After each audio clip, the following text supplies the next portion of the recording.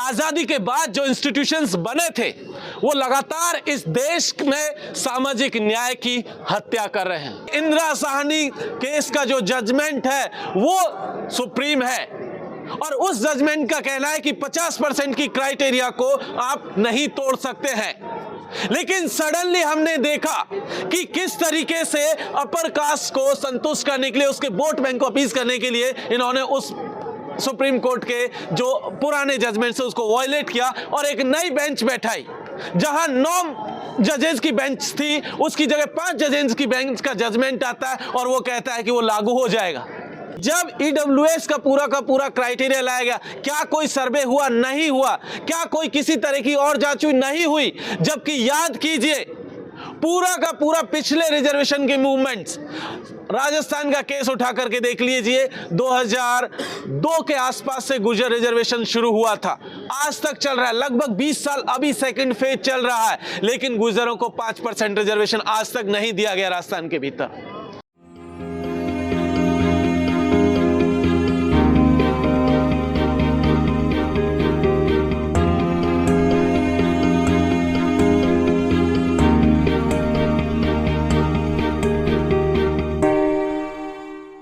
बहुत बहुत शुक्रिया साथियों। बहुत सारी बातें हमारे जो प्रीवियस स्पीकर्स थे उन्होंने कर ली हैं, मैं कुछ बातें ही आपसे शेयर करूंगा। साथियों, इस देश में जाति एक हकीकत है। कुछ लोग ये कहते हैं कि जाति अब इस देश में नहीं रही। कुछ लोगों का मानना है कि जाति अब इररिलेवेंट हो चुकी है। तो ईडब्ल्यूएस के बहाने एक बार फिर से आपको इस देश की हुकूमत ने, इस देश की जो संस्थान है, उन सब ने एक चीज बताने की कोशिश की है कि जाति इममटेरियल नहीं है, जाति खत्म नहीं हुई है, जाति जिंदा है और जाति इस देश के संस्थानों में, या ये कहिए कि इसकी रीढ़ में शामिल है। जिस तरीके का जजमेंट आया है, ईडब्ल्यूएस को लेकर के जिस तरीके की बातें हो रही है, जबकि पूरा का पूरा डिबेट अगर समझने की कोशिश करेंगे तो आप जाइए संविधान सभा की बैठकों में जहां पर ये प्रोविजंस किए जा रहे थे रिजर्वेशंस के, क्या उस समय ये चर्चा नहीं हो रही थी कि इकोनॉमिक आधार पर दिया जाना चाहिए कि नहीं दिया जाना चाहिए? इस देश में गरीब है कि नहीं है? वहां पर यह चर्चा थी, वहां पर यह बहस हो रही थी, लेकिन तब यह तय किया गया कि गरीबी के बावजूद यहां कुछ और चीजें हैं जिसकी वजह से यहां पर डिस्क्रिमिनेशन हो रहा है, और उसके मूल में था कास्ट। और कास्ट के साथ साथ कुछ हिस्टोरिकल फैक्टर्स जो एसटी के मामलों में एप्लीकेबल थे। इन 2 बेसिस पर रिजर्वेशंस के प्रोविजन लाए गए थे। वो जो हिस्टोरिकल फैक्टर्स थे उसमें जैसे नोमैड के केस में था, क्रिमिनल ट्राइब्स के केस में था, इस तरीके के कुछ अलग फीचर्स थे जिनके बेसिस पर शेड्यूल्ड ट्राइब का रिजर्वेशन दिया गया था।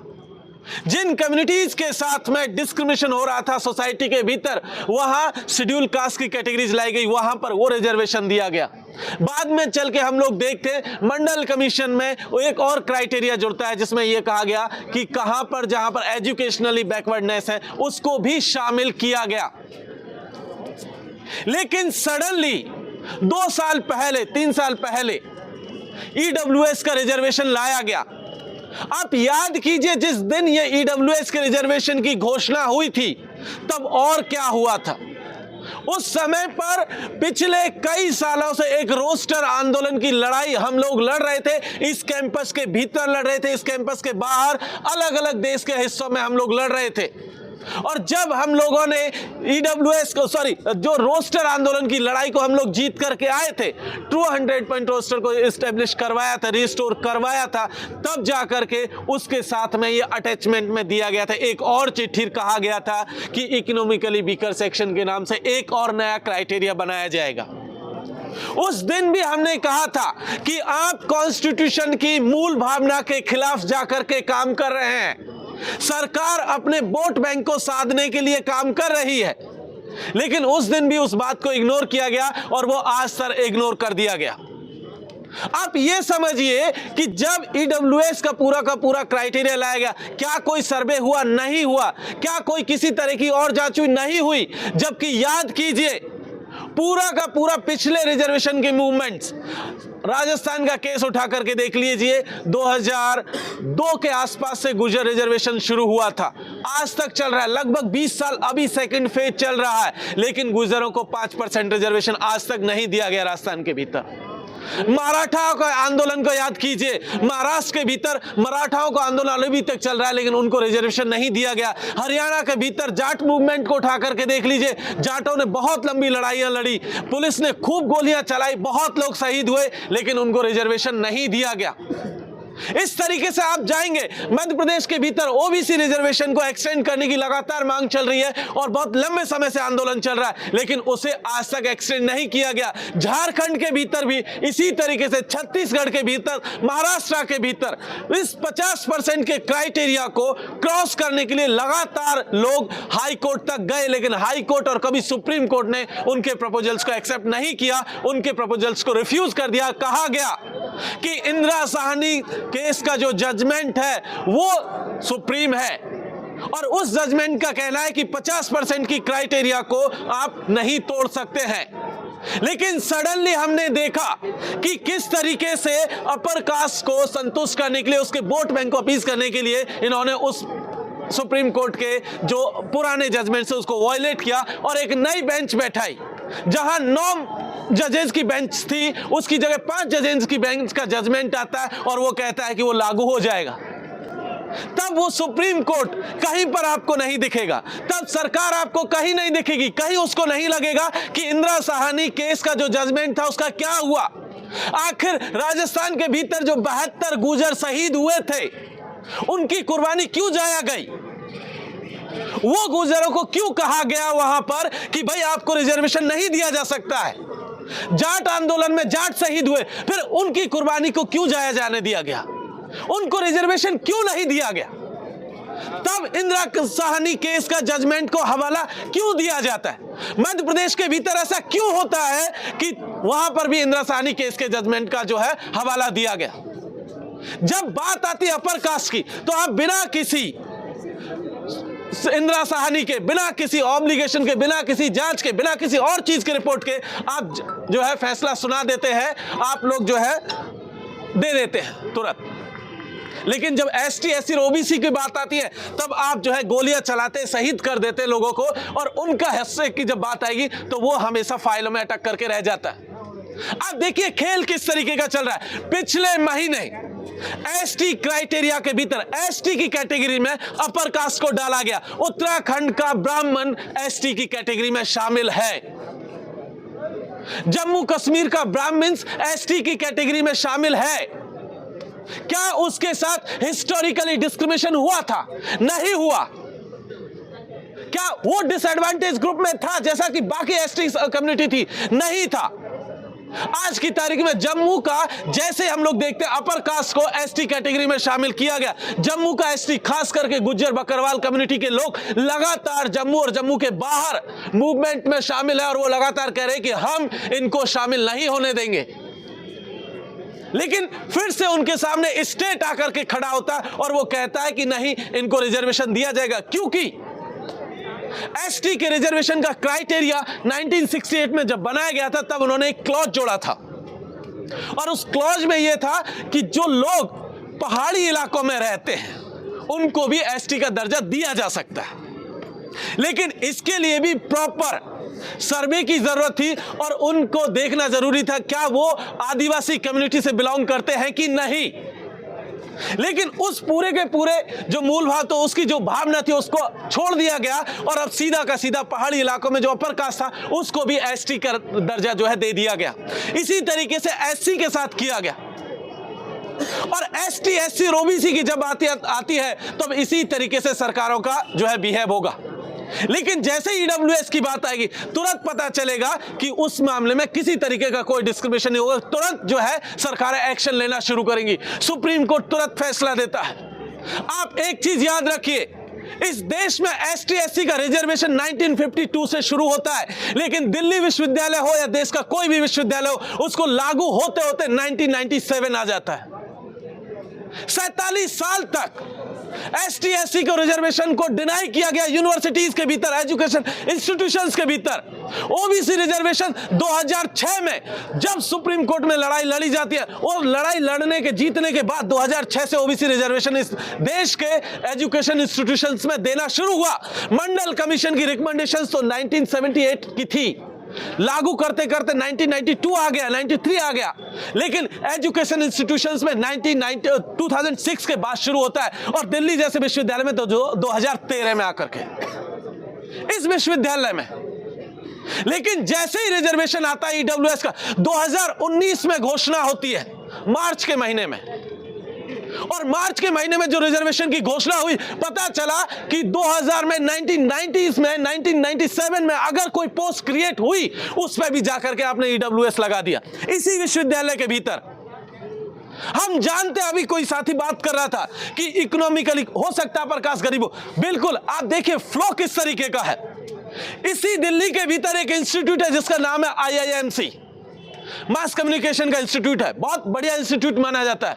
एसोसिएट प्रोफेसर के लेवल पर सीधा का सीधा ईडब्ल्यूएस कैटेगरी का रिजर्वेशन दे दिया गया। कैन यू इमेजिन, कोई भी अगर बंदे को एसोसिएट प्रोफेसर बनना है तो मिनिमम 10 साल, 11 साल, 12 साल आपको जो है असिस्टेंट की पोजीशन पर रहना होगा। आज की तारीख में असिस्टेंट प्रोफेसर की सैलरी 1 लाख के ऊपर है एक महीने की।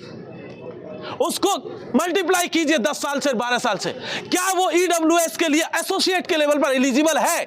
नहीं है। लेकिन इसी देश के भीतर, इसी दिल्ली के भीतर IIMC में आपका ईडब्ल्यूएस का रिजर्वेशन एसोसिएट के लेवल पर दे दिया गया। उसी IIMC के भीतर एक और केस आता है जहां ईडब्ल्यूएस की कैटेगरी में कैंडिडेट ने अप्लाई नहीं किया गया, यूआर कैटेगरी में अप्लाई किया गया, उसको शिफ्ट करके ईडब्ल्यूएस में नौकरी दे दी गई। ईडब्ल्यूएस में नौकरी दे दी गई जहां आपने अप्लाई नहीं किया, लेकिन वहां दे दिया गया। सारे क्राइटेरिया, सारे के सारे प्रोविजन किस तरीके से फ्लो है। जब आप कंप्लेंट करेंगे आपकी कोई सुनवाई नहीं है। आप हाई कोर्ट चले जाए, सुप्रीम कोर्ट चले, किसी भी कोर्ट में चले जाए, क्योंकि हम जानते हैं कि वहां पर जो लोग बैठे हुए हैं वो उन्हीं के लोग हैं, वो अपनी कास्ट के लिए काम करते हैं। ये बेहद बहुत बड़ा झूठ है कि इस देश की अदालतें इस देश के गरीब लोगों के लिए, इस देश के जो पिछड़े तबके के लोग हैं, एसटी एससी के लिए काम करें। ये सबसे बड़ा झूठ है, फ्रॉड है। आप भूल जाइए कि वो आपके लिए काम करे, बिल्कुल नहीं करती। वो इस देश के अपर कास्ट के लिए काम करते हैं, इस देश की सरकारों के लिए काम करती है। जो सरकारों को सूट करता है उस हिसाब से जजमेंट पास करती है, और या फिर वो अपने पोस्ट रिटायरमेंट बेनिफिट्स देखते हैं कि रिटायरमेंट के बाद वो संसद में बैठेंगे कि कहीं यूएन में चले जाएंगे या देश दुनिया के कहीं दूसरे हिस्से में जाकर के अपनी पोस्ट रिटायरमेंट लाइफ एंजॉय करेंगे। तो जुडिशरी के कैरेक्टर को भी आप समझने की कोशिश कीजिए। जुडिशरी का कैरेक्टर इस देश में इस तरीके का है कि टोटली अपर कास्ट के कंट्रोल में है और वो उन्हीं के बेनिफिट के लिए काम करता, बहुत क्लियर कट है। हम इस बात से कतई जो है हमें कोई वो नहीं है, हम जानते हैं कि किस तरीके से वो संस्थान आज की तारीख में काम कर रहा है। वो एसटी एससी ओबीसी के खिलाफ काम कर रहा है।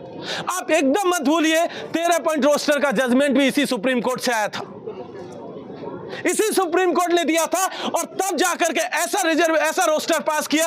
अगर एसटी को नौकरी चाहिए तो इसी देश के भीतर लगभग 200 साल इंतजार करना था एजुकेशन इंस्टीट्यूशंस के मामले में। वो रोस्टर इस देश के सुप्रीम कोर्ट ने पास किया था, और तब हम लोग सड़क पर लड़े थे, और तब उस लड़ाई को जब जीत करके आए थे उसके सामने ही अटैचमेंट ईडब्ल्यूएस की फाइल का लगा दिया गया था, नोटिस लगा दिया गया था। सो सुप्रीम कोर्ट हो या हाई कोर्ट हो, उसमें बैठे तमाम लोग इस देश के गरीबों के खिलाफ काम कर रहे हैं, इस देश के एसटी एससी ओबीसी के खिलाफ जो है काम कर रहे हैं। वो कास्टिस्ट लोग हैं, इसमें कतई कोई दो राय नहीं है।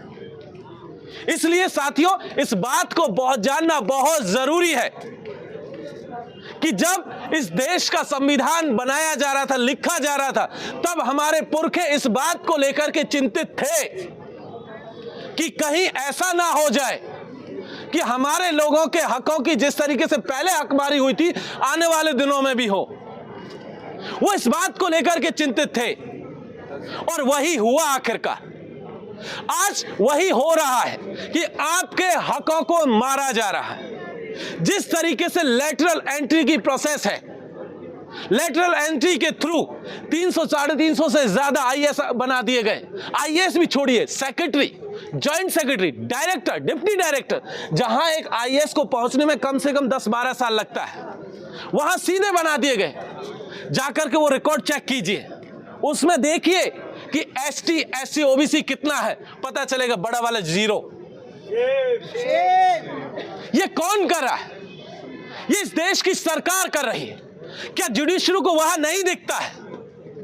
दिखता है, लेकिन उसे पता है कि उसके जात भाइयों का ही मुनाफा है, उसी में फायदा है, और इसीलिए वो उस मामले में चुप हो जाते हैं।